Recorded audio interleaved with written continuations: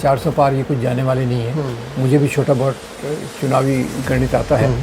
ये एक नारे के रूप में भी है, इससे लोगों को एक इम्प्रेशन भी आता है, ये तो 400 पार आने वाला है, इन्हीं को वोट दे दो वगैरह टाइप्स एक ही है। आरएसएस ने भारतीय संविधान को कभी स्वीकार नहीं किया। 1950 में जैसे ही संविधान रिलीज़ हुआ, उसके तीसरे दिन ऑर्गेनाइज़र, जो उनका अनऑफिशियल माउथ पीस, उसमें लेख आया ये भी कोई संविधान है, इसमें तो वो मूल्य है ही नहीं जो हमारे प्राचीन भारत के महान किताबों में है, यानी मनुस्मृति का इसमें उल्लेख ही नहीं है। अम्बेडकर एक थे जिन्होंने मनुस्मृति का दहन किया और भारतीय संविधान की ड्राफ्टिंग कमेटी की अध्यक्षता की, और आरएसएस दूसरी तरफ है जो भारतीय संविधान से अलग अलग तरीके से उसको हटाने की बात करता है और मनुस्मृति का गुणगान करता है। राजाओं में धर्म के कारण राजनीति नहीं होती थी, ये तो ब्रिटिश ने यहाँ इम्प्लांट किया और कम्युनल फोर्सेस ने, सांप्रदायिक ताकतों ने उसको एक्सेप्ट कर लिया। औरंगज़ेब यानी मुसलमान, अब ये औरंगज़ेब जब मुसलमान कहते हैं तो ये बताना भूल जाते हैं कि औरंगज़ेब ने 100 मंदिरों को दान क्यों दिया, औरंगज़ेब ने गोलकुंडा में मस्जिद क्यों तोड़वाया। तो वो एक सेलेक्टिव चीज़ों को लेके उनको बहुत ब्लो अप कर दिया गया। ऐसे आरएसएस लगातार अपनी शाखाओं में लगातार एक प्रकार का नैरेटिव देता रहता है, और वो अल्टरनेटिव नैरेटिव जो रियल नैरेटिव है वो कांग्रेस और बाकी पार्टियों ने किया नहीं। उसने निर्भया के समय भी आप देखिए, अब निर्भया के समय भी उन्होंने कांग्रेस पे करने की कोशिश की, जबकि हम देख रहे हैं वास्तव में महिलाओं पे जो अत्याचार हो रहा है इस सरकार में, उसके खिलाफ वो चुपचाप उसको ढांक देते हैं।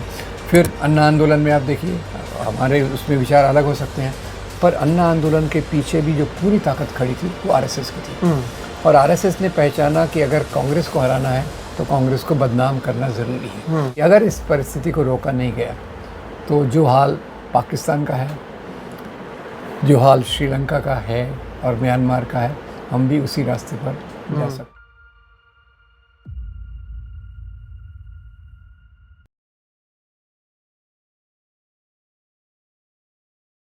नमस्कार दोस्तों, और आप सभी का मेरे इस YouTube चैनल में एक बार फिर से बहुत बहुत स्वागत है। मेरा नाम है सुहित मिश्रा। दोस्तों देखिए, जो ज़माना चल रहा है ये मिस इन्फॉर्मेशन का ज़माना है, ये प्रोपोगेंडा का ज़माना है। ये एक ऐसे समय में हम जी रहे हैं जब झूठ को खुलेआम बोला जाता है और जो सच है वो छुपी रह जाती है। आज हम बात इसी झूठ और सच की करेंगे, बात इस देश की करेंगे, बात देश के तमाम मुद्दों पर करेंगे। और बात करने के लिए हमारे साथ जाने माने शख्स राम पुनियानी जी मौजूद हैं। बहुत बहुत स्वागत है सर आपका हमारे इस चैनल पर। और आपने इनको देखा ही होगा, इनके बारे में मैं क्या ही बताऊं। और इनकी एक खासियत जो कई लोगों के लिए दिक्कत है वो ये है कि आप फैक्ट्स पर बात करते हैं, और एक ऐसे समय में सर आप फैक्ट्स पर बात करते हैं जब लोगों को सच सहज सुनना नहीं है, या फिर सच को इतना घुमाया जाता है कि सच से लोग दूर रह जाते हैं। तो हम शुरुआत करते हैं। बहुत बहुत स्वागत है सर हमारे चैनल पर। धन्यवाद। सर चुनाव आ रहे हैं और चुनावों से पहले फिल्में आ रही हैं, और ऐसी फिल्में आ रही हैं, पाइपलाइन में 38 फिल्में हैं जेएनयू को लेकर, सावरकर को लेकर, ऐसे अलग अलग मुद्दों को लेकर, जिसमें जो विपक्ष की पार्टियां हैं या फिर कुछ नेता हैं, उसमें महात्मा गांधी से लेकर पंडित नेहरू तक हर कोई शामिल है, उन्हें विलेनाइज करने की बात की जाती है। अब ये कहा जा रहा है कि असली इतिहास अब बताया जा रहा है, पहले जो आपको बताया गया था वो पॉलिटिकली मोटिवेटेड इतिहास है। आप इस पर लगातार बोलते रहे हैं। ये जो एक नया सच देख रहे हैं आप, पोस्ट ट्रुथ ज़माने की जो हम बात करते हैं, उसे किस तरह से आप देखते हैं सर? जो एक एक कर चीज़ें आ रही हैं, चाहे वो सावरकर का मुद्दा हो, जेएनयू का मुद्दा हो, या इस तरह के तमाम अलग अलग मुद्दे हों। देखिए, जहाँ तक फिल्म वर्ल्ड है, अगर मैं पिछले 4-5 दशक के पहले की बात करूँ तो एक बहुत प्रगतिशील विचारों का ये जगह थी, जिसमें से बहुत बेहतरीन फिल्में जिन्होंने समाज में एक बहुत सकारात्मक संदेश दिया, जैसे 2 बीघा ज़मीन टाइप जो फिल्में थी, और उसके बाद भी खैर बहुत कलात्मक फिल्में तो बनी हैं। पर जैसे जैसे समाज में ये संकीर्ण राष्ट्रवाद, सेक्टेरियन नेशनलिज्म, हिंदू धर्म के नाम पे जो राष्ट्रवाद की बात चल रही है, उसका प्रभाव बहुत बढ़ रहा है, और ये प्रभाव फिल्म वर्ल्ड में भी देखने को मिला।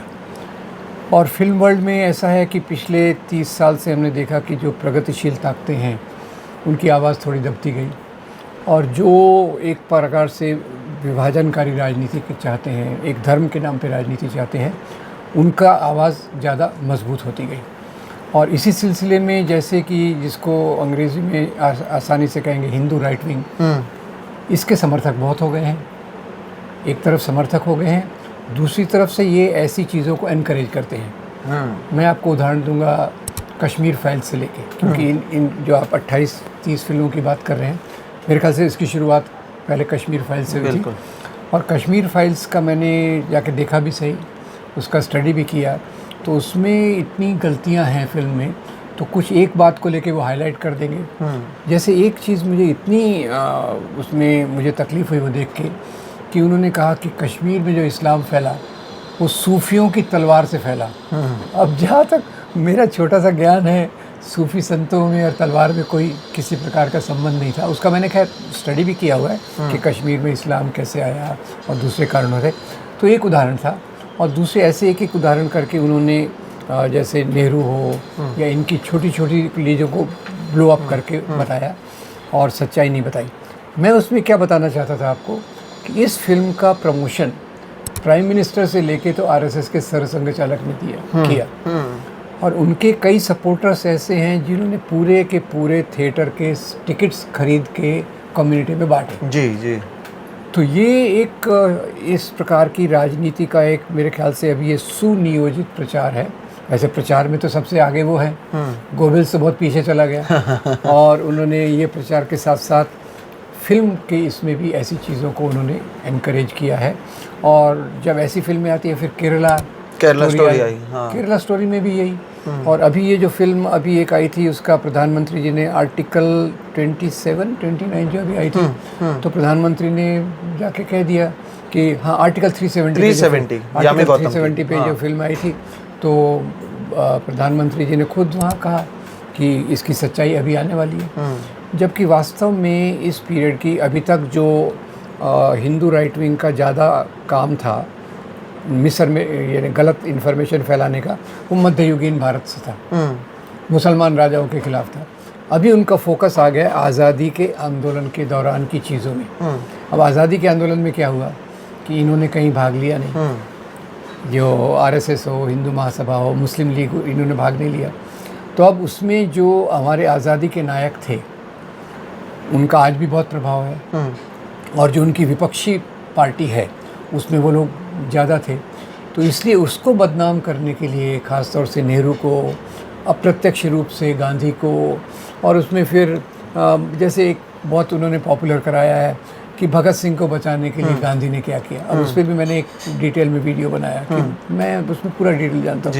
इसके पहले एक गोडसे पे फिल्म आई थी, और गोडसे की फिल्म देखकर तो मैं इतना शॉक हो गया कि लोग इतना झूठ कैसे बोल सकते हैं। आपका एक उदाहरण देता हूँ कि गोडसे का वो जो फिल्म क्लिप घूम रहा था, उसमें आखिर में गोडसे कहता है कि मुझे महात्मा गांधी से तो बहुत गुस्सा था, पर ज़्यादा गुस्सा तब आया जब उन्होंने 1931 की कराची कांग्रेस में भगत सिंह के समर्थन का जो प्रस्ताव था उसका विरोध किया। ये फिल्म कहती है, यानी गांधी ने उस प्रस्ताव का विरोध किया। मैं जाके स्टडी किया तो पता चला वो प्रस्ताव गांधी ने फॉर्मुलेट किया था, प्रस्ताव गांधी ने लिखा था। और तो वो कैसे विरोध करेंगे? वो विरोध का सवाल ही नहीं उठता। हाँ। और गांधी ने उसके पहले भी लॉर्ड इरविन को दो लेटर लिखे, पूरी उन्होंने कोशिश की। तो इस प्रकार के झूठ, एक एक चीज झूठ को लेके, जैसे सुभाष चंद्र बोस और गांधी, इनके संबंधों के बारे में भी ऐसा कहते हैं, जबकि सुभाष चंद्र बोस वो व्यक्ति थे जिन्होंने महात्मा गांधी को राष्ट्रपिता की उपाधि दी। जी। सुभाष चंद्र बोस वो व्यक्ति थे जिन्होंने अपनी बटालियन आज़ाद हिंद फौज में पहली बटालियन का नाम गांधी बटालियन रखा। जी। और उन्होंने जब भी वो उधर भी थे रंगून से या कहीं से, काम शुरू करने के पहले महात्मा गांधी से आशीर्वाद लिए। और बाद में भी जो आप देखें तो ये छोटी छोटी चीज़ों को पकड़ के कि भाई गांधी के कारण, अभी लेटेस्ट जो आया कि भाई नेहरू के कारण सीज़ फायर हुआ, नेहरू के कारण एक्सेशन डिले हो गया, एक एक चीज़ को आप देखें तो पूरी तौर से गलत है। एक्चुअली भारत में जो कश्मीर का आना हुआ है वो, उसमें दो व्यक्ति सबसे ज़्यादा जिम्मेदार है आने के लिए, एक शेख अब्दुल्ला और दूसरे जवाहरलाल नेहरू। सरदार पटेल ने तो कहा था कि भाई, जो उन्होंने गुजरात के एक कॉलेज में स्पीच देते हुए कहा था कि अगर वो लोग हैदराबाद के लिए मान जाते हैं तो हम कश्मीर के लिए मान जाएंगे। अच्छा। ये सरदार पटेल का खुद का स्पीच है जो राजमोहन गांधी की किताब में उद्धृत किया हुआ है। तो नेहरू क्यों चाहते थे, इसमें उनको कोई पर्सनल स्वार्थ नहीं था, स्वार्थ विचारधारा का था। शेख अब्दुल्ला जो थे वो समाजवादी थे, धर्मनिरपेक्ष थे, और जवाहरलाल नेहरू सेम। आपको मैं एक मज़ेदार बात बताता हूँ, शेख अब्दुल्ला के बारे में बहुत मिसकंसेप्शंस हैं, पर शेख अब्दुल्ला का मैं आदर इसलिए करता हूँ कि कश्मीर के हरी घाटी में लाल चौक कहाँ से आ गया, सोचिएगा। शेख अब्दुल्ला रशियन क्रांति से बहुत प्रभावित थे। ये बहुत इंटरेस्टिंग बात बताई आपने। ये रशियन क्रांति से प्रभावित थे और नेहरू भी रशियन क्रांति से प्रभावित थे। वो यानी ये दोनों व्यक्तियों में एक प्रैग्मेटिक प्रोग्रेसिव वैल्यूज़ थी, प्रगतिशील पर अपने हिसाब से उसको बदलने के लिए, इसके लिए। और नेहरू का थोड़ा एक इमोशनल भी था। नेहरू को तो आज कहते हैं कि वो मुसलमान थे, उनके पिता वगैरह वगैरह, पर नेहरू तो कश्मीरी पंडित थे, तो कश्मीर के लिए उनका थोड़ा सॉफ्ट कॉर्नर था। और वो एक जियो पॉलिटिकल जो समीकरण रहते हैं उसके चलते भी उनको लगा कि अगर कश्मीर भारत में रहे तो भारत की सुरक्षा वगैरह का मामला अच्छा रहे। तो एक मैं दो आपको एग्जांपल दे रहा हूँ कि इन चीज़ों को जैसे आर्टिकल 370 में कैसे डिस्टॉर्ट किया गया, फिर वो जो गोडसे पे फिल्म आई। अच्छा, तीसरा अभी जो सावरकर की फिल्म की बात आप करें, क्या मज़ेदार उसमें है वो जो मैंने ट्रेलर देखा कि भाई सबसे इसमें उच्चतम बिंदु ये है कि भगत भगत सिंह को गले लगाते हैं और भगत सिंह रिक्वेस्ट करते हैं कि मैं आपकी किताब का अनुवाद कर सकता हूँ क्या, अंग्रेजी में। अंग्रेज वो जो 1857 वाली किताब। अब इसमें मज़ा देखो, सावरकर की वो किताब अंग्रेज़ी में आई 1908 में, भगत सिंह का जन्म हुआ 1906 में। 1906 में उनका जन्म हुआ। वो तो कभी सावरकर को मिले भी नहीं। वो उस किताब से प्रभावित थे। बहुत सारे क्रांतिकारी प्रभावित थे, कोई शक नहीं। पर इस प्रकार के झूठ को बताना कि भगत सिंह के बारे में जो कहते हैं कि भाई उनसे तो कोई मिलने ही नहीं गया था, उसका भी मैंने स्टडी किया। तो जवाहरलाल नेहरू खुद लाहौर जेल में गए थे जी। और उन्होंने इतना भावुक, उसमें ये ट्रिब्यून पेपर में भी आया। तो ये सब छोटी छोटी चीज़ों को वो ऐसा डिस्टॉर्ट करके बताना चाहते हैं कि आज़ादी के आंदोलन में कांग्रेस के नेताओं ने कितनी गलतियाँ की। ये उनका मुख्य उद्देश्य है। लेकिन जी जो आपने शुरुआत की कि पहले ये मुगल राजाओं के खिलाफ बोला करते थे, अब ये उन नेताओं के खिलाफ बोल रहे हैं जिन्होंने इस देश को आज़ादी दिलाई। तो ये सोची समझी साजिश है, क्योंकि इनके कोई वहाँ पर अगर आरएसएस या फिर उस समय तो बीजेपी थी नहीं, क्योंकि कोर आरएसएस है, आरएसएस का उस समय कोई योगदान नहीं रहा है। तो जिनका योगदान रहा है उनकी वैल्यू कम करने के लिए की जा रही है, या वो मानते हैं कि आजकल के जो युवा हैं, जैसे मैं हूँ, मेरे दोस्त हैं, या मेरे से जो यंग लोग हैं जो सिर्फ इंस्टाग्राम और फेसबुक पर हैं, वो पढ़ते नहीं हैं, इसलिए ये कहना आसान है और लोग इसे मानते हैं। आपको क्यों लगता है कि वो अब टारगेट कर रहे हैं, चाहे वो महात्मा गांधी हो या नेहरू, तो अब प्रधानमंत्री मोदी का एक फेवरेट सब्जेक्ट हो चुका है, तो क्यों आपको लगता है कि ये किया जाता है? देखिए, एक आरएसएस बहुत चालाक संगठन है और आरएसएस को पता है कि अगर भारतीय जनता पार्टी का कोई राजनीतिक तौर पे मुकाबला कर सकता है तो भारतीय राष्ट्रीय कांग्रेस है। और भारतीय राष्ट्रीय कांग्रेस में कितनी भी कमज़ोरियाँ हों, उनकी जो लेगेसी है नेहरू की, पटेल की लेगेसी जो है, गांधी की जो लेगेसी है, उसको धीरे धीरे उसमें कुरेदना। इसलिए वो कहते थे कांग्रेस मुक्त भारत। ये बात और रही है कि बीजेपी युक्त कांग्रेस हो चुका है, नहीं, कांग्रेस युक्त बीजेपी हो रही है, ये बात और है। पर ये उनका एक टारगेट रहा है कि किसी प्रकार से भी कांग्रेस को बदनाम करो। और यहाँ मैं एक साइड से बता दूं कि अन्ना आंदोलन को जो खड़ा किया गया, वो उसका भी मुख्य उद्देश्य यही था, करप्शन करके उन्होंने किया।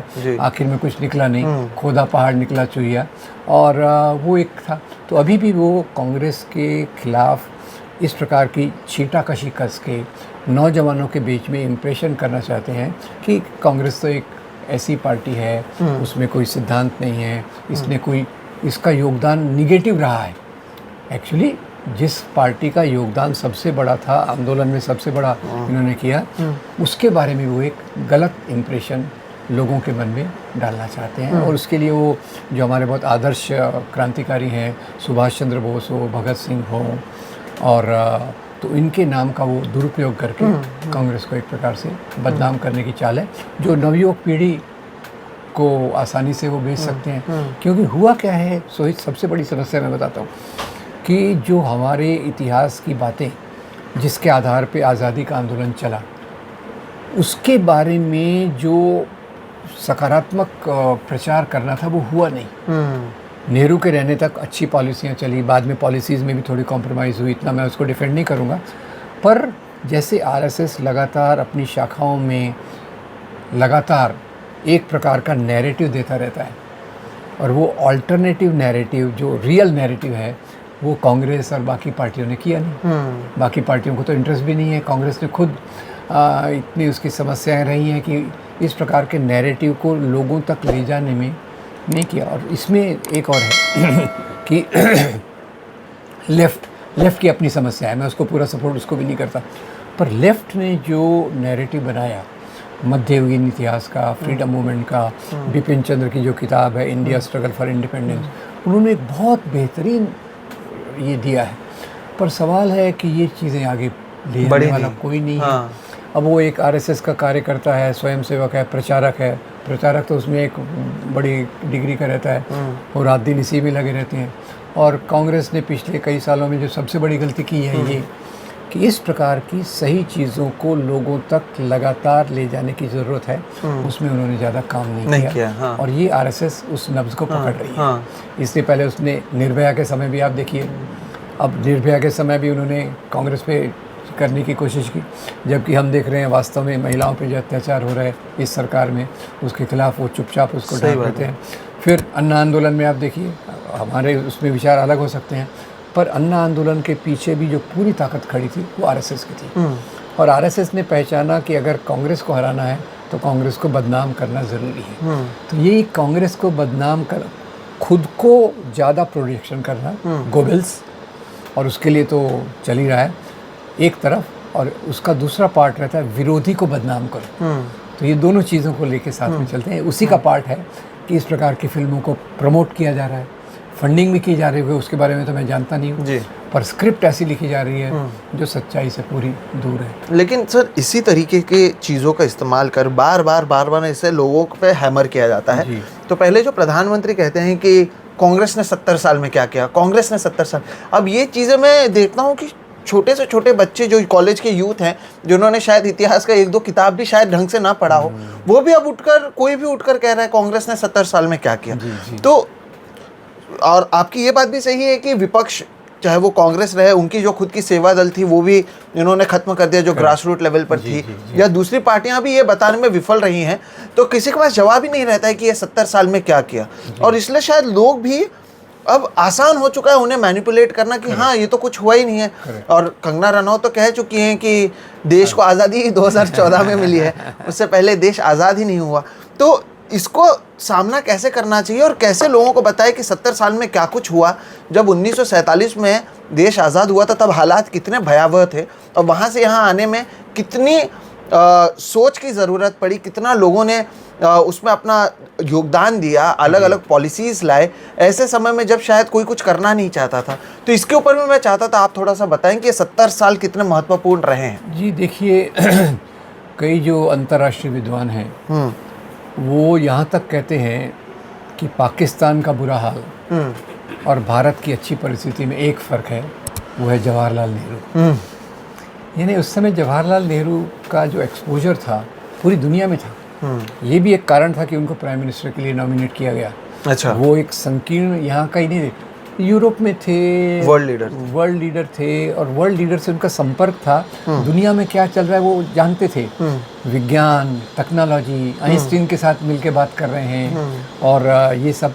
तो उन्होंने पहली बातें जो देखा कि भाई यहाँ की जो समस्याएं हैं उनको हल करने के लिए जो भी चीज़ें हैं, जैसे सोमनाथ के मंदिर के उद्घाटन के समय उन्होंने विरोध किया। गांधी के पास जब लोगों का प्रेशर आया तो गांधी के पास गए कि बापू ये कहते हैं कि सरकार ने सोमनाथ मंदिर बनाना चाहिए। तो बापू कहते हैं मंदिर बनाना सरकार का काम तो है नहीं। इसका जवाब नेहरू 1954 या 56 में जब भाखड़ा नंगल बांध का उद्घाटन करते हैं तब देते हैं। क्या कहते हैं, ये जो भाखड़ा नंगल बांध जिससे हमारी सिंचाई सुधरेगी, कृषि सुधरेगी, will become the grain bowl, ये हमारे आधुनिक भारत के नए पूजा के स्थान है। उसी में आपको देखिए, मैं आईआईटी में 27 साल काम किया, घर से ऑफिस जाता था, रोज उपलाक देखता था, इस इंस्टीट्यूट का शिलान्यास जवाहरलाल नेहरू के हाथों हुआ। उस समय का एक इंस्टीट्यूट बताओ जिसकी कल्पना उन्होंने नहीं की। पहले तो भौतिक बातें कर लेते हैं, यूनिवर्सिटीज़ हों, पब्लिक सेक्टर हो, CSIR हो, एटॉमिक एनर्जी हो, इसरो का जो पहला फाउंडेशन, उसी समय उन्होंने किया। उनका विज़न आप देखिए कि दुनिया के साथ चलना है तो ये सब चीज़ें होना चाहिए, और यही इंफ्रास्ट्रक्चर के कारण आज आपकी इंडस्ट्री बढ़ी, आपका साइंस टेक्नोलॉजी बना। आज देखिए इंडिया का साइंस और टेक्नोलॉजी, अभी तो खैर उसको वो एक प्रकार से पीछे धकेल रहे हैं, वो एक अलग टॉपिक है। पर आप बताइए 1940, 45, 50 के आसपास जो देश आज़ाद हुए, उसमें एक देश का नाम बता दीजिए जिसमें साइंस टेक्नोलॉजी विथ डेमोक्रेसी इतनी डेवलप हो। श्रीलंका को देखिए, पाकिस्तान को देखिए, म्यांमार को देखिए, सब एक प्रकार से इसलिए पिछड़े क्योंकि वो उनके पास नेहरू नहीं था और वो विज़न नहीं था जो नेहरू और उनके चारों तरफ कैबिनेट में था कि ये रास्ता होना चाहिए। अब ये बात उन्होंने जितनी बड़ी बातें की, जितना बड़ा अचीवमेंट किया, वो लोगों तक पहुंचा ही नहीं। आज की जनरेशन जानती नहीं है कि IITs की कल्पना किसने की थी। आज लोग ये जानते नहीं है CSIR, ISRO, BARC, atomic energy. 1998 में जब अटल बिहारी वाजपेयी ने वो पोखरण में किया, फाउंडेशन कहाँ थी? फाउंडेशन यहाँ बॉम्बे में BIC में थी, जो 1950 के दशक में जिसकी कल्पना की। तो ये चीज़ें मैं बार बार उसी पे आता हूँ कि कांग्रेस ने और प्रगतिशील ताकतों ने अपनी उपलब्धि को लोगों तक नहीं पहुँचाया। और ये नस ये दक्षिणपंथी लोग जानते हैं, इसलिए उसको पकड़ के एक फार्मूला बनाते हैं 70 साल में क्या हुआ, और उसके ऊपर फिर सब दोषारोपण कर देते हैं कि हो तो अभी रहा है। पर अभी बताइए पिछले 10 साल में कौन सी एक नई प्रकार की कंसेप्ट आई है? जैसे उस समय IIT की कंसेप्ट कितनी नॉवेल थी। जी जी, कल्पना नहीं कर सकते उस समय वो भी, उस समय हाँ। इंजीनियरिंग कॉलेज है पर IIT अलग क्यों है? हाँ। IIT की जो खास बात है वो नेहरू ने कैसे पकड़ी? क्योंकि वो जानते थे अमेरिका में है, MIT है, वो पूरे मॉडल को जानते थे और वहाँ से वो उसका इंडियनाइज किया। उन्होंने अंधे तरीके से किसी को नहीं लिया। आपको ये मालूम है, जैसे मैं IIT का थोड़ा आपको बता दूँ, 5 IITs उस समय की, अभी तो हर एक IIT बन रही है, पता नहीं उसका कैसा क्या है। उन्होंने एक एक IIT के लिए अलग अलग देश से कोलैबोरेट किया। अच्छा। कानपुर के लिए अमेरिका से कोलैबोरेट किया, IIT बॉम्बे के लिए रशिया से कोलैबोरेट किया, खड़गपुर के लिए कहीं और से किया। तो ये उनके विजन में था कि दूसरों के पास जो अच्छी चीज़ है, अच्छा ज्ञान है, हमको उनका गुलाम नहीं बनना, पर उनका जो अच्छा नॉलेज है उससे लेना है। जब मैं IIT ज्वाइन किया उस समय 2 प्रोफेसर थे जो जिनकी बीवियां रशियन थी। अच्छा। तो पता चला कि भाई यहाँ एक लेगेसी है कि रशियन लोग आते थे, रहते थे, फिर वो मेल जोल से वो रशियन बीवी, मैं तो फिर डॉक्टर भी था हॉस्पिटल में, तो आती थी, तो सब छोटा छोटा जो ज्ञान था।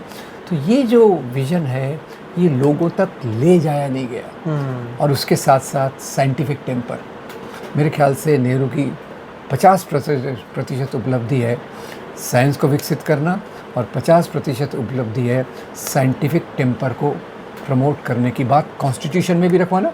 और उसमें अंबेडकर और नेहरू की सबसे गहरी बात यह है कि दोनों एक ही वेवलेंथ पे थे इन चीज़ों में।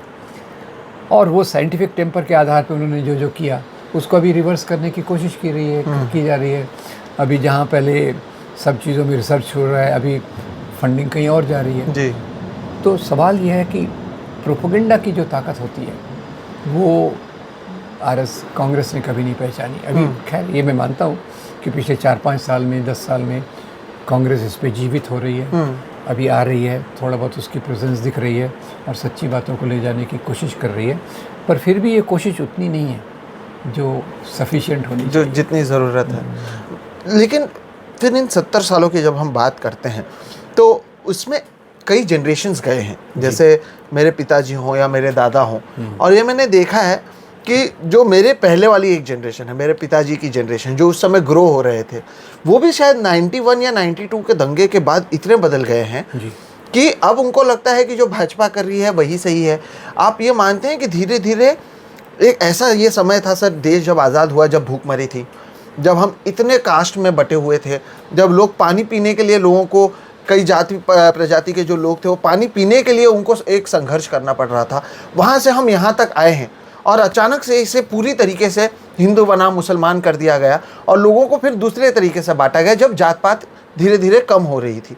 तो आपको क्यों लगता है कि मेरी जो एक पिछली जनरेशन है, जो अंकल्स हम कहें, आपके बाद की और मेरे पहले वाली जो एक मिड जनरेशन होगी सर, उनमें हम देखते हैं कि उन्होंने सब कुछ देखा है, वो चौल से फ्लैट में पहुंच गए हैं, लेकिन वो खुद कहते हैं कि कांग्रेस ने क्या किया है। तो इसकी एक वजह क्या है? ऐसा क्या बदला कि लोगों को कांग्रेस के खिलाफ इतना गुस्सा आया, या फिर भारतीय जनता पार्टी या उनके जो आइडियोलॉजी है उसकी तरफ लोग आकर्षित होते हुए चले गए? देखिए, ये एक बात ऐसी है कि नफ़रत की बातें पहुंचाना आसान होता है हम्म, और मोहब्बत की बातों को ले जाना काफ़ी कठिन होता है। 92 की आपने बात की, मैं आपको बताता हूँ कि 92 में जब बाबरी मस्जिद गिराई गई, उसके बाद बम्बई में दंगे क्यों करवाए गए? क्योंकि नफ़रत ऑलरेडी फैल चुकी है। आप देखिए, एक जो सबसे बड़ी मुख्य बात ये आरएसएस के काम में थी, वो मुसलमान राजाओं के खिलाफ नफ़रत फैला के मंदिर तोड़े गए, ज़बरदस्ती धर्मांतरण, आतंकवादी हैं, ये है वो सब करके एक माइंडसेट लोगों में बनना चालू हो गया। और वो माइंडसेट जो बना, वो हर दंगे के बाद और ज़्यादा मजबूत होता गया। क्यों? क्योंकि प्रोपेगेंडा जो है, आप देखिए उस समय बम्बई के दंगे, आप तो उस समय छोटे होंगे, जो पुलिस के कांस्टेबल्स थे वो कहते थे जब तक हम वर्दी में हैं तब तक अपना काम कर रहे हैं, पर बाकी समय तो हम हिंदुत्व को मानते हैं। और उस समय जिस प्रकार से दंगे हुए, दंगों के बाद वायलेंस, हेट एंड वायलेंस, इसका स्पाइरल, इसका चक्र पहले से ज़्यादा मजबूत हो जाता है। और आप देखिए 92 में हुए, 2002 में हुए, 2008 में कंधमाल में हुए, तो उसके बाद जो हेट्रेड का वायलेंस है, और उसके साथ साथ उन्होंने ऐड कर दिया कि ये सब चीज़ें, नेहरू का जो सोशलिज़म था, नेहरू का सेकुलरिज़म था, उसमें कमज़ोरियाँ थी, उसके कारण ये सब हुई। तो ये नैरेटिव, वही मैंने कहा, ये आज जो संघर्ष है उसमें नैरेटिव का संघर्ष भी बहुत इम्पोर्टेंट है। किस प्रकार से आपने चित्र रखा है, और उसमें निश्चित रूप से आरएसएस बीजेपी 100 मील आगे हैं। और जो वास्तविक नैरेटिव, जैसे जब मैं आपके समय, आपकी उम्र का रहा हूँगा स्कूल कॉलेज में, तो हम तो यानी गांधी और नेहरू तो ऐसे एक आदर्श थे। और जैसे नेहरू ने पंचवर्षीय योजना चालू की, तो मैं स्कूल में था, मैं उस पर डिबेट करता था, दिखता था, क्योंकि हमारे आसपास तो जो चीज़ें थी उस समय, वो अमेरिका से आया हुआ PL 480 का गेहूँ हम खाते थे। और फिर अपने ज़माने में देखा कि अरे गेहूँ तो अब इतना एबंडेंटली मिल रहा है कि सरकार उसको फ्री में राशन के रूप में भी दे रही है, वगैरह वगैरह। तो ये चीज़ें, पर वही है कि अल्टीमेटली पहले लगता था कि लोग ऑटोमेटिक विकास को देख के, बदलाव को देख के ओपिनियन बनाते हैं, पर अभी मुझे लगता है कि जो एक सिस्टमेटिक तरीके से जो हेट फैलाई जाती है वो बहुत ही इम्पोर्टेंट है। लेकिन क्या आपको लगता है धीरे धीरे इन्हीं नैरेटिव्स की वजह से सर, हम एक हिंदू राष्ट्र की तरफ ढकेले जा रहे हैं, या जा रहे हैं, या आपको लगता है कि ये सब सिर्फ टीवी में हो रहा है, वाहस का हकीकत में नहीं है? क्योंकि एक तरफ प्रधानमंत्री हैं, वो मंदिरों के उद्घाटन में, शिलान्यास में जाते हैं, जब नया संसद बनता है वहाँ पर भी हम देखते हैं कि किस तरीके से उसकी शुरुआत की जाती है, सिंबल के लेकर कई सारी चीज़ें होती हैं, और उसके बाद धीरे धीरे अब चुनाव में तो हम देख ही रहे हैं, जैसे एक पाकिस्तान को धर्म के आधार पर बनाया गया था, हिंदुस्तान हो या फिर इंडिया हो, उसे कहा गया था कि यहाँ पर सेकुलरिज्म रहेगी। लेकिन अब आप क्या देख रहे हैं कि धीरे धीरे क्या हम उस तरफ जा रहे हैं, और क्या वो एक एजेंडा भी है आगे जाते हुए कि धीरे धीरे इसको एक हिंदू पाकिस्तान के तौर पर बनाने की कोशिश हो रही है? आपका ये सवाल बहुत गहरा है, और इसमें मैं, एक पाकिस्तानी पोएट है फहमीदा नियाज़, अब जस्ट पाकिस्तान के बारे में मिसअंडरस्टैंड मत कीजिएगा। पाकिस्तान में जो अपना मध्यम वर्ग है, वो भारत को अभी तक आदर्श के रूप में देखता था। अच्छा, कि कंट्री हो तो ऐसी हो, हम कहाँ सड़ रहे। तो 92 में जब बाबरी मस्जिद गिराई गई, तो उनके हस्बैंड जो थे वो डिप्लोमेट थे, दिल्ली में रहते थे, तो उन्होंने एक कविता लिखी, अरे तुम भी हम जैसे निकले, अरे भाई अभी तक तुम कहाँ थे, आओ गले मिलो। यानी वो एक तरफ बता रही है कि पाकिस्तान में कितना संकीर्णता है, और इस्लाम के नाम पे जो पॉलिटिक्स आया उसने पाकिस्तान को कैसे बर्बाद किया। ये मैं पाकिस्तान एक बार गया था, तो वहाँ देखा, जिनके घर में रुका था, मैंने कहा भाई आपका बेटा बेटी कहाँ है? तो बोले मेरा बेटा जर्मनी में है, बेटी अमेरिका में है। तो मैंने कहा आप यहाँ क्यों नहीं काम कर रहे थे? बोले उधर ही अच्छे हैं। ये मैं आपको एक पर्सनल उदाहरण दे रहा हूँ कि वहाँ के जो थोड़े बहुत शिक्षित लोग हैं वो वहाँ रहना नहीं चाहते। सही बात। और ये हाल भारत का होने वाला है, अगर ये चुनाव के बाद नतीजे ख़राब निकलते हैं, और अगर हमने इसको नहीं रोका। तो इसमें सोहित, मैं आपको एक बहुत गहरी बात 1.5 साल पहले मुझे समझी। 1.5 साल पहले क्यों समझी? श्रीलंका में आपको याद है उठाव हुआ था, श्रीलंका वैसे मुझे नक्शे में देखकर, और 2 बार मैं श्रीलंका गया, बड़ा अच्छा लगा। अरे क्या प्यारा आइलैंड है, प्यारा नक्शे में भी बहुत अच्छा दिखता है, वहाँ भी जाके बड़ा अच्छा दिखा, बड़ा खुश आया मैं, क्योंकि समाज से इंटरेक्ट नहीं किया था। 1.5 साल पहले जब उठाव हुआ तो मैंने अध्ययन किया कि श्रीलंका में भी जो पॉलिटिक्स चल रहा था वो बुद्ध धर्म के नाम पे चल रहा था, सिंहला बुद्धिज़्म। और आपको एक घटना बताना चाहता हूँ, इतनी खतरनाक घटना है। 1958 में श्रीलंका में बंदार नायके जो प्राइम मिनिस्टर था, बाद में उनकी मिसेस प्राइम मिनिस्टर बनी, उनका मर्डर किया गया। क्यों? क्योंकि बंदार नायके ने तमिल भाषा को भी राष्ट्रीय भाषा का दर्जा दिया, तो उससे ये जो सांप्रदायिक लोग थे वो ये हो गए।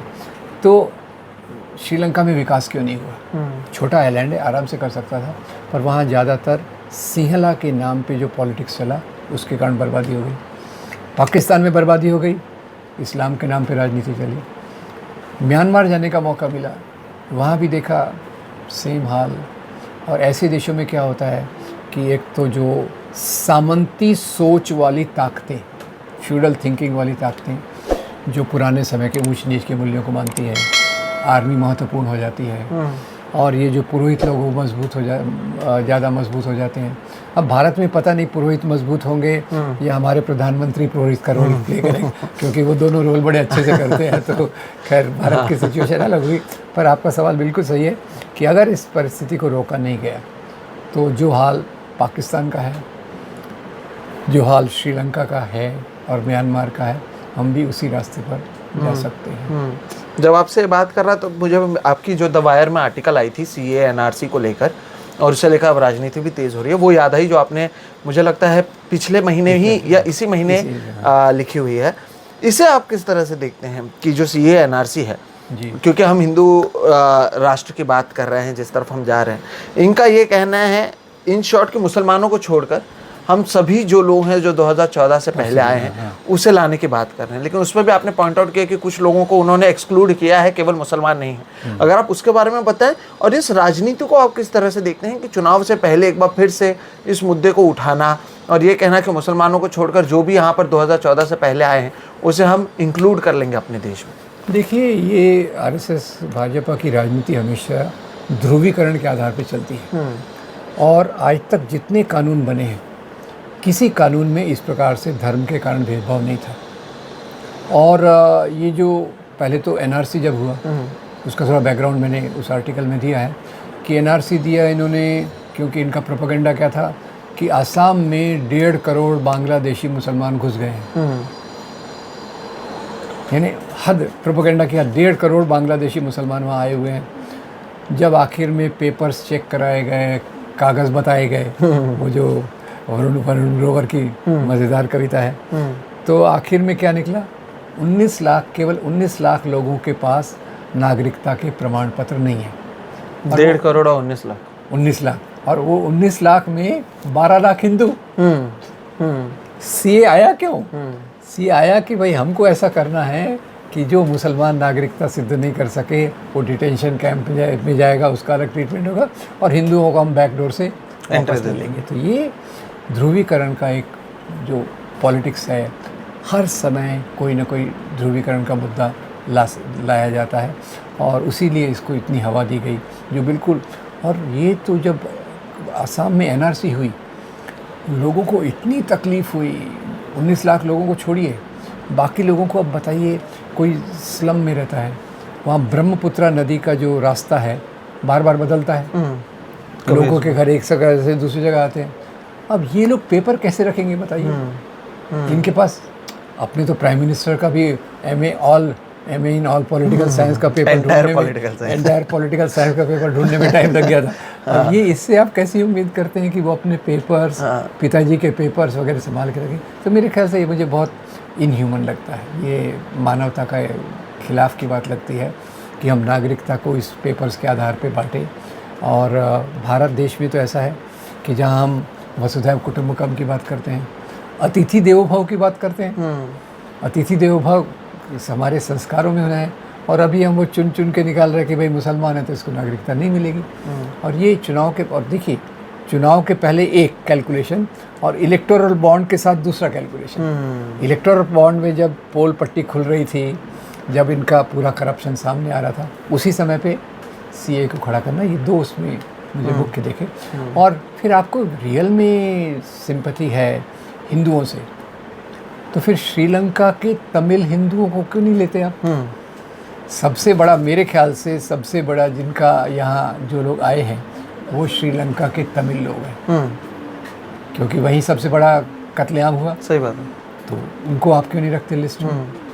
फिर खैर, वैसे तो मेरे ख्याल से धर्म के आधार पे होना नहीं चाहिए, पर ये जो आपने देखा म्यांमार से जो रोहिंग्या मुसलमान, वो तो खैर मुसलमान है, इसलिए मुसलमानों से तो सिंपैथी रखने की बात ही नहीं होती है। तो मुझे लगता है कि ये बहुत गलत चीज़ों पे हमारा फोकस जा रहा है। ये सीए एनआरसी में जितना खर्चा हुआ उसको सही जगह पे लगाते तो आप कितना अच्छा काम कर सकते हैं। और एक अंतिम बात सोहित, 20 या 25 या 30 साल पहले बॉम्बे में, अपनी मुंबई में शमा दलवई और इरफान इंजीनियर, इन्होंने एक रिपोर्ट तैयार की थी कि बांग्लादेश से आए हुए मुसलमान, तो उस समय भी उनकी हालत बहुत ख़राब थी। ये लोग अपना लेते क्या हैं, कहाँ रहते हैं जनरली? गटर है, गटर के ऊपर पट्टा डाल दिया, वहाँ घर बना लिया। करते क्या हैं?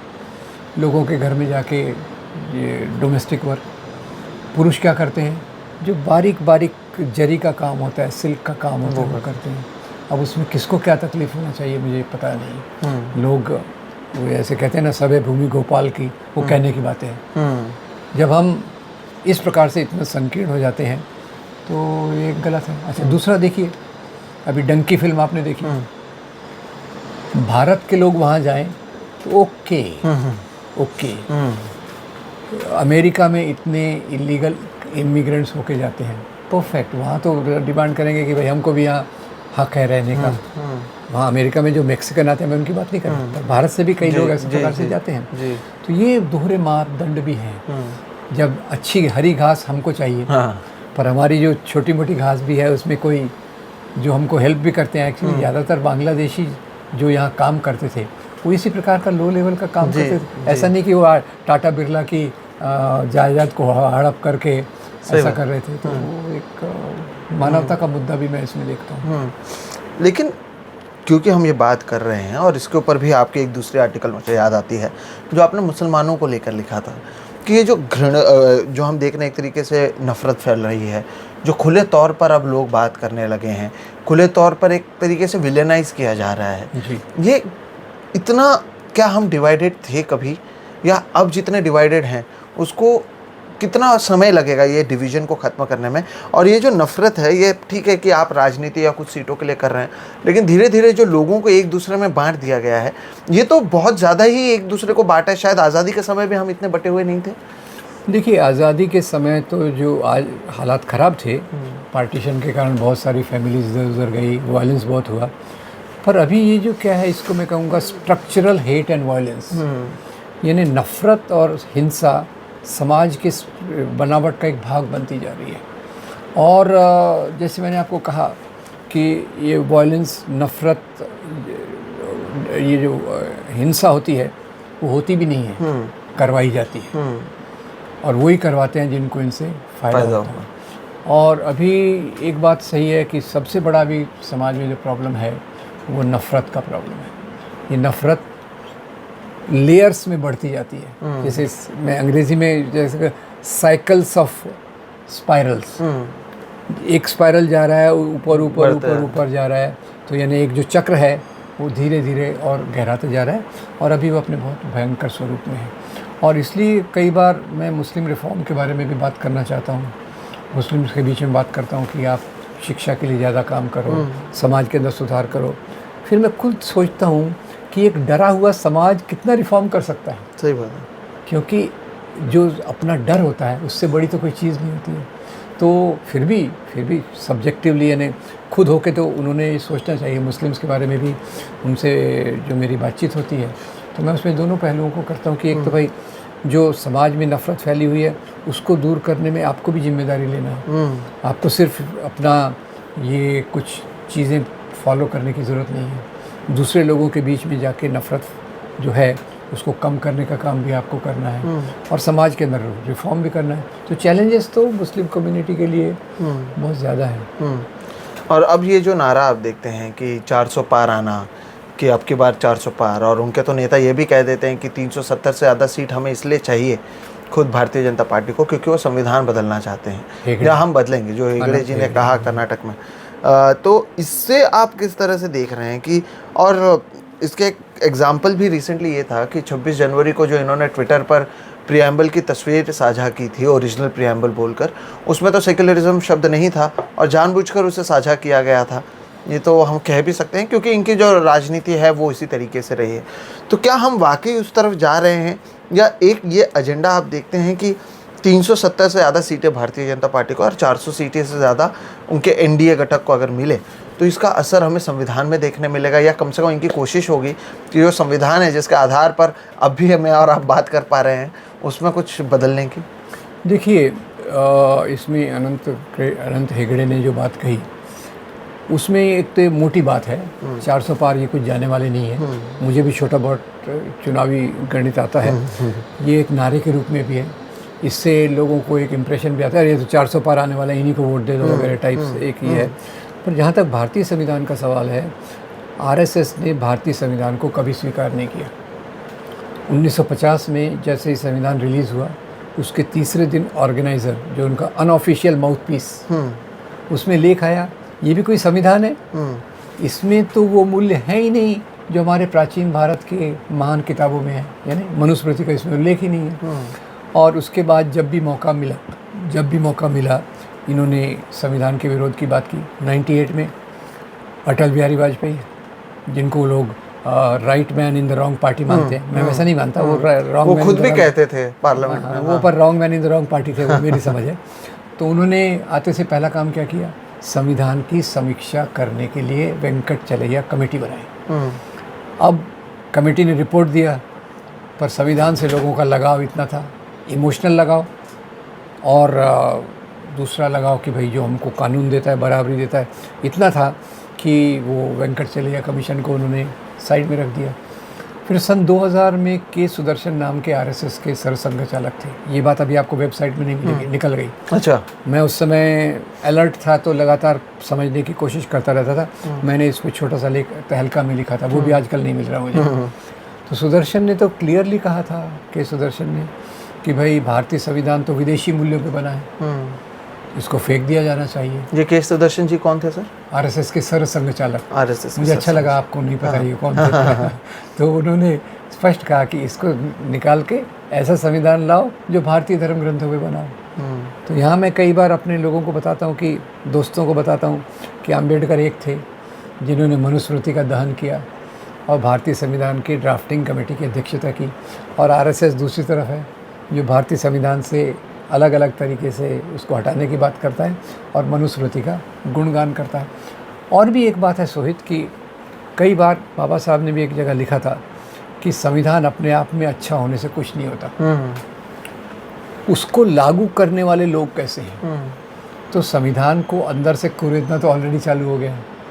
आपने बहुत सारे इंस्टीट्यूशंस पर कब्ज़ा कर लिया है, ईडी हो, इलेक्शन कमीशन हो, आईटी हो, और आपने पूरे इस प्रकार से एग्जीक्यूटिव के पावर इतने बढ़ा दिए हैं कि कई चीज़ें संविधान के आधार पर लागू नहीं होती। और आप देखिए, एक हेट स्पीच जो एक दंडनीय अपराध है, उसके बारे में ज़्यादातर लोग नफ़रत की भाषा बोल के निकल जाते हैं। और दूसरा देखिए, अभी हिंदू फेस्टिवल्स का क्या हो रहा है। हिंदू फेस्टिवल्स में जैसे रामनवमी, बचपन में मैं तो भाग लेता था, हम लोग निकलते थे जुलूस में, आते थे, प्रसाद खाते थे, एक दूसरे को प्यार की बातें करते थे। अभी रामनवमी क्या हो गया, जुलूस निकालना, ज़ोर से म्यूज़िक बजाना, मुस्लिम एरिया में जाना, मस्जिद के सामने तलवारें निकाल के डांस करना, ये कौन सी रामनवमी है? अब ये चीज़ें तो एक दंडनीय अपराध होना चाहिए कि इससे समाज में नफ़रत फैल सकती है। तो आपकी बात सही है सोहित, कि हिंदू राष्ट्र की तरफ कदम तो काफ़ी बढ़ गए हैं, बहुत ज़्यादा बढ़ गए हैं। और इसके लिए सवाल तो कार्यकर्ता के रूप में यही लगता है कि क्या हमने फिर से संविधान को बचाना चाहिए। और संविधान केवल एक किताब नहीं है ना, ये हमारे आज़ादी के आंदोलन के मूल्यों का एक कंपाइलेशन है। सही बात है। तो वो आज़ादी के आंदोलन के लिए जिसके लिए भगत सिंह ने बलिदान दिया, सरदार पटेल, महात्मा गांधी, सुभाष चंद्र बोस, नेहरू, मौलाना आज़ाद, जिन लोगों ने अपना पूरा सर्वस्व त्याग किया। आज की देखिए, अब नेहरू की इतनी मजाक उड़ाते हैं, 9 साल तक वो जेल में रहे। अब लोग कहते हैं वो तो उनको बहुत सुविधाएं थी, बहुत, जैसे वो पिकनिक थी। कोई जेल कोई पिकनिक नहीं होती। वैसे एक दूसरे कारण से मुझे लगता है नेहरू को 3 साल और जेल में रखा होता तो अच्छा था। कारण क्या है? 9 साल जेल में रहे और उन्होंने 2 क्लासिकल किताबें हमको दी, letters of a father to his daughter and discovery of India.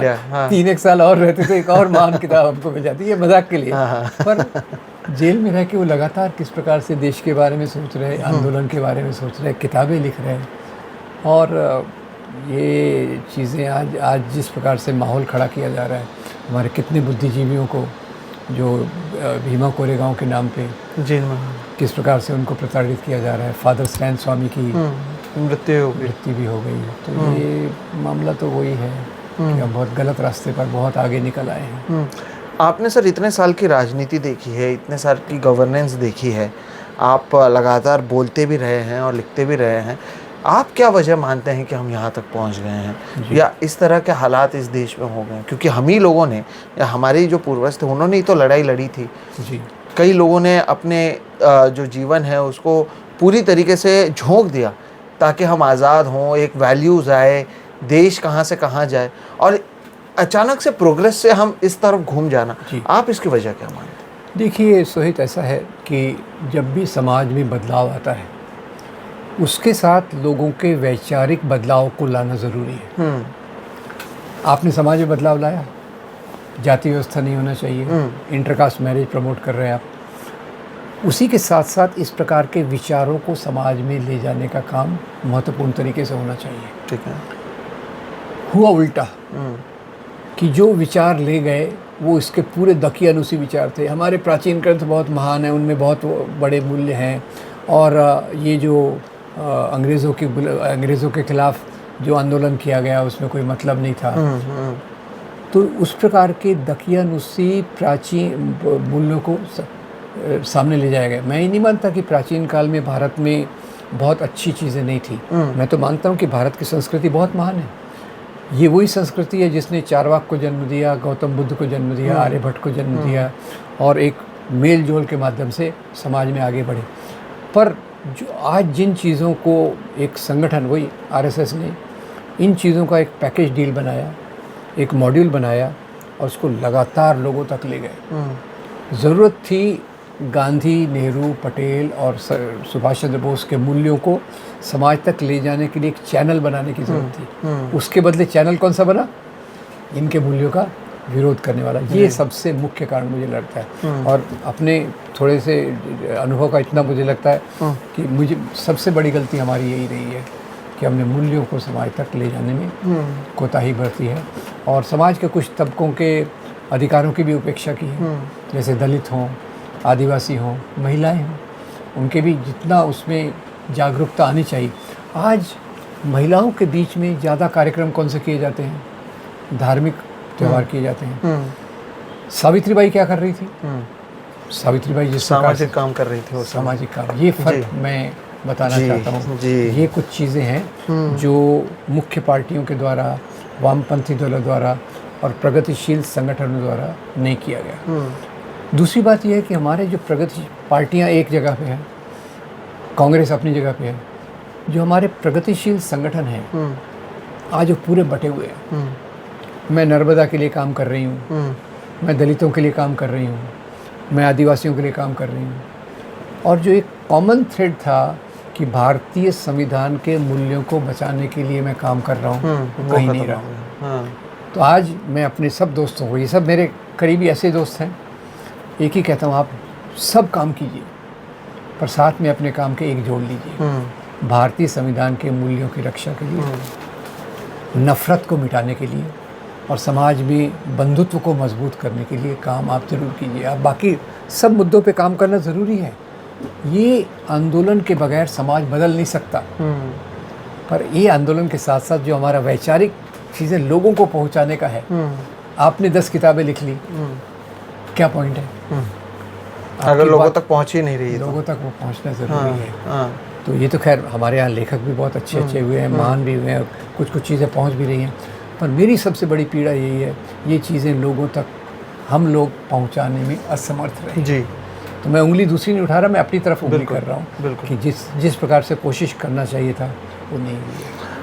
क्योंकि आपने बार बार नरेटिव की बात की और बात नहीं पहुंचाने की बात की, तो एक चीज़ मैं आपको ये भी बताना चाहता हूँ कि आपसे जो यानी पहली बार या बहुत लेट मैं कहूँ कि एक वीडियो जो आपका मैं बार बार देखता रहता हूँ, क्योंकि मुंबई महाराष्ट्र में है भी, जो छत्रपति शिवाजी महाराज को लेकर बात रही थी, और आपका वो बहुत वायरल भी हुआ था कि उन्हें कैसे हिंदुओं के नेता या हिंदुओं के राजा के तौर पर आज भी बताने की कोशिश की जाती है, उनको केवल भगवे झंडे पर दिखाना या हिंदुत्व से उनको जोड़ना।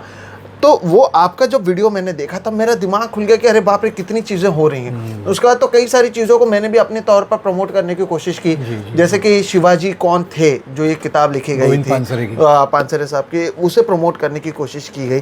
तो ये सारी चीज़ें इतिहास की मौजूद होने के बावजूद लोग आसानी से छत्रपति शिवाजी महाराज के बारे में जब ये कह देते हैं कि वो हिंदुओं के राजा थे, एक तो मैं चाहता था कि इसके बारे में भी आप थोड़ी बहुत इनको लोगों को जानकारी दें, और जो लोग इस पर रिसर्च करना चाहते हैं या वो जो जैसे कि मैंने कहा एक ऐसे ज़माने में हम रह रहे हैं जो ये आफ्टर ट्रुथ का ज़माना है, तो उसमें वो असली सच्चाई कैसे पता लगें, क्योंकि जब हम लोगों से बात करते हैं तो सर एक बड़ी दिक्कत वो है कि वो समझ ही नहीं पा रहे हैं कि सच क्या है और झूठ क्या है, कि झूठ को भी इतने पैकेज और पॉलिश करके दिखाया जाता है कि लोग झूठ और सच के बीच में अंतर ही नहीं ढूंढ पा रहे हैं। देखिए, एक आपको याद होगा नोम चॉम्स्की नोम चॉम्स्की ने एक उनकी जो थ्योरी है मैन्युफैक्चरिंग कंसेंट, जी, सहमति का निर्माण, जी, राज्य सत्ता को जब कुछ करना होता है तो उसके लिए लोगों के बीच में वो सहमति बनाती है।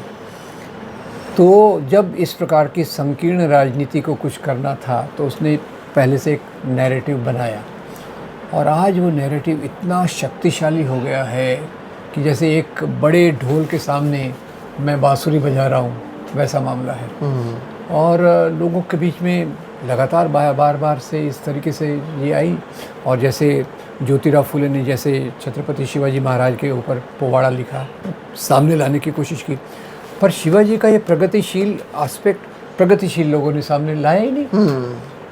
शिवाजी खुद जो थे, उनके दादा मालोजीराव भोसले उनकी संतान नहीं थी, वो एक पीर के यहाँ संतान मांगने गए।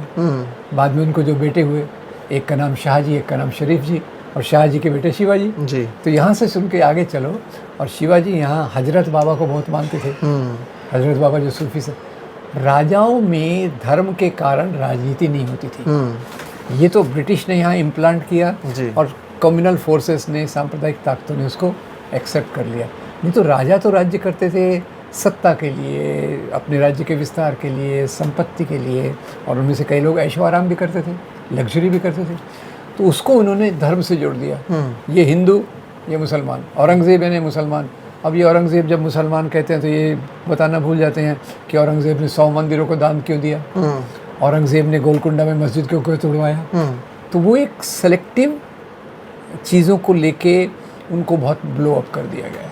जैसे अकबर राणा प्रताप की लड़ाई, हिंदू बनाम मुस्लिम, अरे वो लड़ाई में अकबर खुद आए नहीं थे, अकबर की तरफ से राजा मान सिंह थे, और ये राणा प्रताप की तरफ से एक थे राम सिंह और दूसरे थे हकीम खान सूर। तो इसमें हिंदू मुस्लिम कहाँ है? हिंदू मुस्लिम एंगल कहीं भी नहीं है। मैं एक्चुअली जब मैंने इसकी स्टडी चालू किया 92 से, मेरे को चीज़ें एकदम ट्रांसपेरेंट हो गई, क्योंकि मैंने थोड़ा समाज को समझने की कोशिश पहले की थी, ट्रेड यूनियन मूवमेंट में थोड़ा सा काम करने की कोशिश की थी, तो ये मुझे तो एकदम क्लियर हो गया, और अभी भी क्लियर कट आता है उसमें। तो ये चीज़ों को लोगों तक पहुंचाने के लिए और ज़्यादा चीज़ें, जैसे गोविंद पानसरे ने बहुत महान सर्विस की है उस प्रकार की किताब को लिखकर।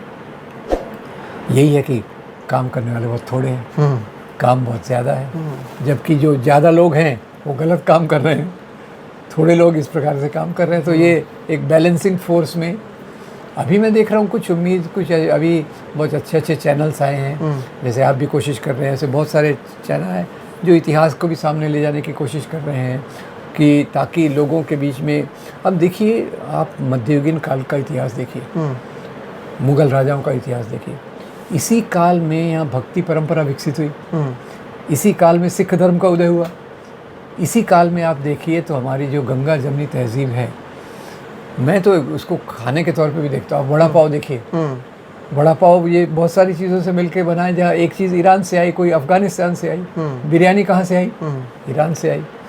हमारे और तो और हमारे सरनेम जो शाह है वो कहाँ से आया, ईरान से आया। तो हमारी पूरी सभ्यता मिली जुली है, और उसको एक प्रकार का जो प्रोपेगेंडा किया गया है वो बहुत स्ट्रॉन्ग रहा है, जिसके सामने हम लोग जवाब देने में असमर्थ रहे हैं। तो अब किया क्या जाना चाहिए, क्योंकि हमने तमाम बातें की प्रॉब्लम्स की जी, हमने बात की कि कैसे नैरेटिव सेट होता है, हमने बात की कि कैसे नफरत फैल रहा है, हमने बात की कि कैसे कॉन्स्टिट्यूशन धीरे धीरे कमज़ोर लोगों के मन में करने की कोशिश की जा रही है। अब क्योंकि हम एक अंत पर आ रहे हैं, तो एक सोल्यूशन भी मैं चाहता था कि इसका सोल्यूशन क्या देखते हैं आप, कि कैसे हम वापस से उस समय की बात करें, या सच जो है इस पोस्ट ट्रूथ एरा में लोगों तक पहुँचाए। इसका सोल्यूशन सर? देखिए सोल्यूशन बहुत डिफ़िकल्ट है, बहुत डिफ़िकल्ट है, और उसमें मुझे एक ही लगता है कि एक तो सच के लिए जो मटेरियल है हमारे पास बहुत है। एक ही चीज़ की मुझे खुशी होती है कि हमारे यहाँ के विद्वानों ने इतना अच्छा मटेरियल तैयार किया है कि जिसका कोई जवाब नहीं है, पर ये लोगों तक पहुँच नहीं रहा। तो इसलिए मैं कई सामाजिक संगठनों से अपील कर रहा हूँ कि आप अपने काम को मजबूत कीजिए, साथ में एक एंगल डालिए सच्चाई को लोगों तक ले जाने के लिए। पॉलिटिकल पार्टीज़, उनको भी वही अपील कर रहा हूँ कि आप आंदोलन कीजिए, अपनी बातों को रखिए, पर ये जो नफ़रत जिन कारणों से फैलाई जा रही है उसका विरोध करने के लिए भी आप कार्यक्रम शुरू कीजिए। एक मैंने बहुत काल्पनिक चीज़ की कल्पना की है, सोचा है, काल्पनिक चीज़ को सोचा है, जो हो सकता है कि नहीं मुझे पता नहीं, कि हर एक संगठन, पार्टी, इसके ऑफिस में 15 दिन में, महीने में एक बार, एक हफ्ते में एक बार कम्युनिटी मीटिंग होनी चाहिए, जिसमें लोग अपने प्रॉब्लम डिस्कस करें, आधा टाइम उस संगठन के बारे में बात करें, खुद की समस्याओं के बारे में बात करें, और आधा एक घंटा ऐसे फिल्में, यूट्यूब वीडियोस या ऐसे टॉक्स रखे जाएं जिसमें लोगों को इस प्रकार की सच्चाई ले सकें। क्योंकि प्रॉब्लम जितना बड़ा है सोल्यूशन भी बड़ा होना चाहिए। बिल्कुल। हम थोड़े लेवल पे काम कर रहे हैं, अब इतने सालों से मैं लगातार हूँ, पर बहुत ज़्यादा लोगों तक तो पहुँचा नहीं हूँ। तो ये दूसरे लोगों से मेरी अपील है कि भाई आप, ये काम महत्वपूर्ण है, इसको हम छोड़ नहीं सकते। पहले लेफ़्ट में हम, लेफ़्ट के लोग क्या बोलते थे, ये कम्युनलिज्म क्या प्रॉब्लम है, एक बार सोशलिज्म आ गया कि कम्युनलिज्म ख़त्म हो जाएगा। 1990 तक यही चलता था। बाबरी मस्जिद गिराए जाने के बाद मुझे लगा नहीं भाई, ये कम्युनलिज्म ऐसे जाने वाला नहीं है, ये तो कितने कुछ होंगे, कितनी कुछ बर्बादियाँ होंगी।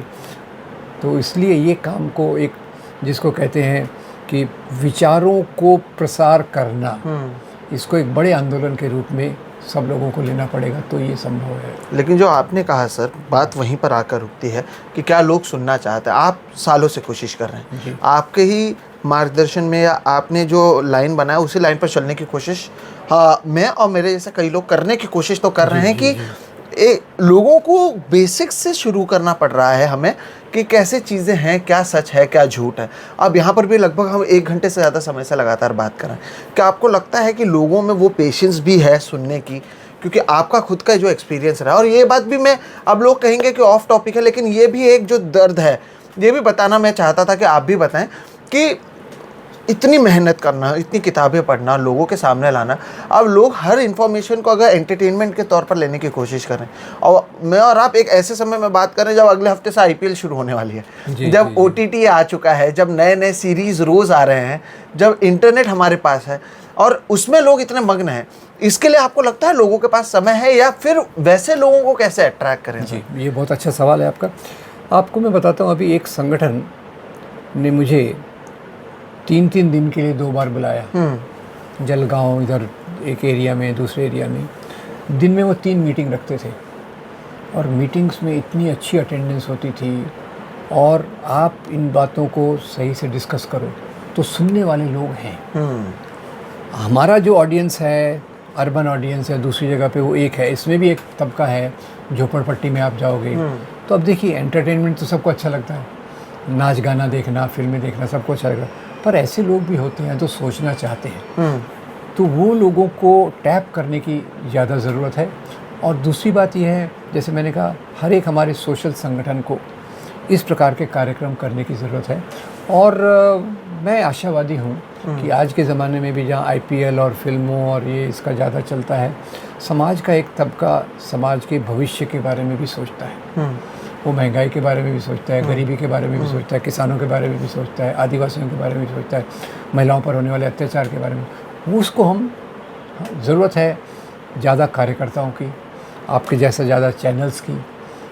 ये एक एक चीज़ जैसे बूंद बूंद से सागर भरने की बात है, उसी प्रकार से एक अभी तो खैर मुख्य मुद्दा तो अभी चुनाव का है, इसलिए ये कुछ एक्टिविटीज़ को पीछे करना पड़ रहा है। नहीं तो मैं देखा है कि कुछ पार्टीज़ के अंदर इस प्रकार के काम को करने के लिए स्पेशल एफर्ट्स हो रहे हैं। मैं नाम नहीं लूँगा पार्टीज़ का, जो कह रहे हैं एक लीडर को भाई तो आप सिर्फ इसी को देखो। उसमें मुझे उम्मीद दिखती है। और मुझे उम्मीद दिखती है कि अभी जिस प्रकार से पिछले 4-5 साल से कुछ ये जो चैनल्स बहुत बेहतरीन तरीके से लोगों तक पहुंच रहे हैं, लाखों तक, करोड़ों तक भी पहुंच रहे हैं, तो उसका भी असर तो होगा। गलत प्रोपेगेंडा आप करेंगे और गलत प्रोपेगेंडा के जवाब में आपको सही चीज़ें मिलती हैं, तो समाज में सही चीज़ों को मानने वाले भी लोग बढ़ेंगे। अभी तो हालात बहुत आशावादी नहीं है, पर उनकी संख्या बढ़ रही है, ये मुझे एक संतोष होता है कि एक तो सच्चाई को लोगों तक पहुंचाने वाले की संख्या बढ़ रही है और इस सच्चाई को सुनने वालों की संख्या भी बढ़ रही है। तो ये इसमें एक उम्मीद की किरण भविष्य में दिख सकती है। मैं चाहता था कि जाते जाते भी हम ऑप्टिमिज्म पर ही ख़त्म करें, कि हम एक ऑप्टिमिस्ट रहें, आशावादी रहें। आप ऐसे लोगों से जो शायद आपके और आप जैसे जो तमाम लोग हैं उनके विचारधारा से सहमत हैं और जो अपने आसपास चीज़ें देख रहे हैं, जो शायद वो भारत नहीं है जो शायद पंडित नेहरू या महात्मा गांधी सोच रहे थे, उनको आप क्या संदेश देंगे एक ऐसे दौर में जब चीज़ें ख़राब हैं? आशावादी का संदेश आप आखिर में क्या देंगे? देखिए कि भारत की संस्कृति में ऐसी बहुत सारी चीज़ें हैं जो हमें, जैसे आप एक बात कर लीजिए वसुधैव कुटुंबकम, अब इससे अच्छा कौन सा मूल्य हो सकता है। और हमारे यहाँ जो जिस प्रकार के लोग हुए हैं, संत गुरु नानक, भक्ति परंपरा, गौतम बुद्ध और सूफ़ी परंपरा, इन्होंने बहुत महान तरीके से लोगों को जोड़ने की कोशिश की। आज़ादी के आंदोलन में भी देखिए, एक तरफ महात्मा गांधी एक महानतम हिंदू, मौलाना आज़ाद एक महान मुसलमान, ये सब हमारी हेरिटेज, हमारी विरासत का भाग है। तो इसको आगे ले जाने में जिस प्रकार से लोग अभी आगे बढ़ रहे हैं, उसमें मुझे आशा की किरण दिखती है। और क्योंकि अभी तक सिविल सोसाइटी ग्रुप्स इस नफ़रत के सवाल को इतना सीरियसली नहीं ले रहे थे। अब हमने भी कोशिश की, पर हम लोगों को कन्विंस नहीं कर पाए कि भाई ये प्रॉब्लम मुख्य मुद्दा है, इसको ले कुछ करो। वो हमारा फेलियर था, हम असफल रहे उसमें। पर अभी सिविल सोसाइटी ग्रुप्स इसमें बहुत जागरूक हो रहे हैं और मैं उम्मीद करता हूँ कि उनके काम में ये काम जुड़ेगा तो एक बेहतर समाज निश्चित रूप से बनेगा, और उसके लिए मैं पूरी तौर से आशावादी हूँ। बिल्कुल, हम भी उम्मीद करते हैं कि जो आशावादी हम हैं वो वाकई में हो और लोग पढ़ें और लोग देखें। देखिए दर्शकों, आपको भी ये समझना होगा कि एक राजनीतिक मुद्दा लेकर आपके सामने आना, कौन जीत रहा है कौन हार रहा है, इसने भाषण में कैसे जवाब दिया और इसने क्या कहा, वो कहकर आपसे व्यूज़ लेना और उसके ज़रिए यूट्यूब के ज़रिए पैसा कमाना बहुत आसान है। लेकिन क्या वही एक वजह है जिसकी वजह से हम यहाँ पर आए हैं, या जो सर इतने सालों से कर रहे हैं? जवाब है नहीं। हमारी कोशिश है, ये जो देश है ये हमारा आपका सबका है। कई लोग कहते हैं कि हम एक के खिलाफ़ ज़्यादा हैं तो क्या हम दूसरे पार्टी के साथ हैं, तो जवाब है नहीं। हम फैसिज़म के ख़िलाफ़ हैं, हम डेमोक्रेसी के पक्ष में हैं। हम वाकई चाहते हैं कि इस देश में सेक्युलरिज्म और जो तमाम ऐसे मुद्दे हैं जिसके लिए हमारे पूर्वजों ने अपनी जान जोखिम में डाली, जिसके लिए वो जेल गए, वो रहे। इसलिए हम इस तरह के मुद्दे करते हैं और आगे भी करते रहेंगे। इसलिए हम चाहते भी थे कि सर आपसे बात करें ताकि लोगों को पता चले कि हम क्यों ये सारी चीज़ें कर रहे हैं। हम जानते हैं कि सुनने वाले, जैसे कि सर ने कहा, धीरे धीरे बढ़ रहे हैं। हम चाहते हैं कि ये जो हम बातचीत कर रहे हैं वो आप ज़्यादा से ज़्यादा लोगों तक पहुँचाएँ। आप ये सुनें, समझें। अगर आपके कोई सवाल हैं तो वो पूछें, हम सर से वापस पूछेंगे वो सवाल और उन्हें भी आपके लिए पोस्ट करेंगे। लेकिन ऐसे मुद्दों पर बात करें जिससे आपका और हमारा भविष्य बनेगा। इसलिए हम इस तरह की वीडियोस कर रहे हैं।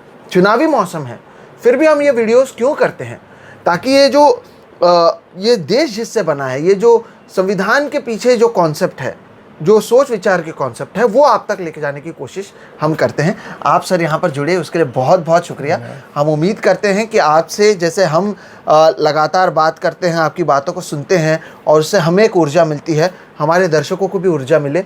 दर्शकों, आज के इस वीडियो में हमने बात की अलग अलग कॉन्सेप्ट की। हम उम्मीद करते हैं कि वो कॉन्सेप्ट आपको समझ आए, आप उससे समझें, सीखें, पढ़ें, सर को भी सुने। सर आपका भी एक यूट्यूब चैनल है, आपके भी यूट्यूब चैनल का अगर नाम बता दें, मैं चाहता हूं कि लोग उससे भी जुड़ें। डॉक्टर राम पुनियानी जी, डॉक्टर राम पुनियानी ये जो यूट्यूब चैनल है वहाँ पर भी आप जाएं और जो बातचीत हम यहाँ पर कर रहे हैं आपको ऐसे तमाम बातचीत वहाँ पर मिलेंगे। तो ज़रूर जुड़िएगा। वीडियो पसंद आए तो इसे लाइक करें, दूसरों के साथ साझा करें। चैनल को अगर अब तक सब्सक्राइब नहीं किया तो अगर यहाँ तक रुके हैं तो ज़रूर कर लें। आप समझ ही गए होंगे कि हम किस तरह के वीडियोस करते हैं। मेरा नाम है सोहित मिश्रा। बहुत बहुत शुक्रिया सर आपके साथ हमारे साथ जुड़े। Thank you very much. फिलहाल इस वीडियो में इतना ही दोस्तों, हम दोनों की तरफ से नमस्कार।